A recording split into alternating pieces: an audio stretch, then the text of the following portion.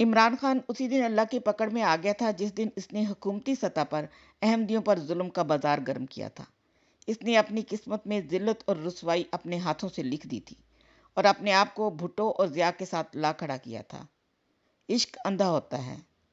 इमरान के आशिकों और शिर्क की हद तक उससे उम्मीदें वाबस्ता करने वालों को हक़ाइक़ नज़र नहीं आ सकते और इसके लिए हमदर्दियाँ ऐसे जागी हुई हैं जैसे वो कोई मसीहा हो।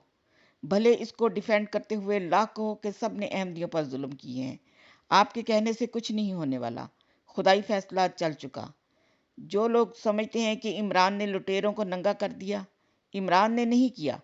देखने में ये आया है कि अल्लाह की जब पकड़ आती है तो वह हक़ाइक़ दुनिया के सामने ले आता है।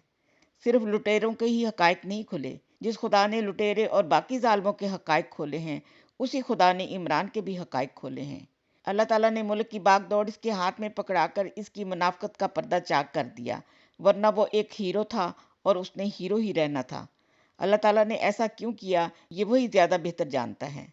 ये इस कौम का सबसे बड़ा मुनाफ़िक़ ड्रामेबाज लीडर है, जो बात बात में लोगों को बताता रहा कि वो यूरोप में पढ़ा है और वो एक ओपन माइंडेड शख्स है, मगर अमलन वो एक जाहिल इंतहापसंद मुशरिक मौलवी है। उसने हाथ में तस्बीह पकड़कर लोगों को मदीना की रियासत के ख्वाब दिखाए और मुल्क में इंतहापसंद तबके को खुली छुट्टी देकर अक़लियतों बिलखुसूस अहमदियों पर छोड़ दिया। इसने अपने दौरे हुकूमत में ऐसे ऐसे अहमकाना काम किए कि इंसान की अकल दंग रह जाती है कि मुल्क का वज़ीर आज़म बैरूनी मीडिया से औरत के पर्दे पर बात कर रहा होता था और मर्दों की बेहयाइयों को औरत के लिबास से जोड़ता था। हकीकत में यहाँ सब अपने अपने जुल्मों का हिसाब आपस में लड़कर दे रहे हैं। ज़िया ने भुट्टो को फांसी दी थी, इसका मतलब ये नहीं कि भुट्टो मजलूम था और ज़िया जालिम। अल्लाह ताला ने एक जालिम को दूसरे जालिम के हाथों सज़ा दिलवाई। आखिर में मेरी दुआ है कि अल्लाह ताला उनकी आंखें खोलें जो इमरान को मजलूम समझ रहे हैं।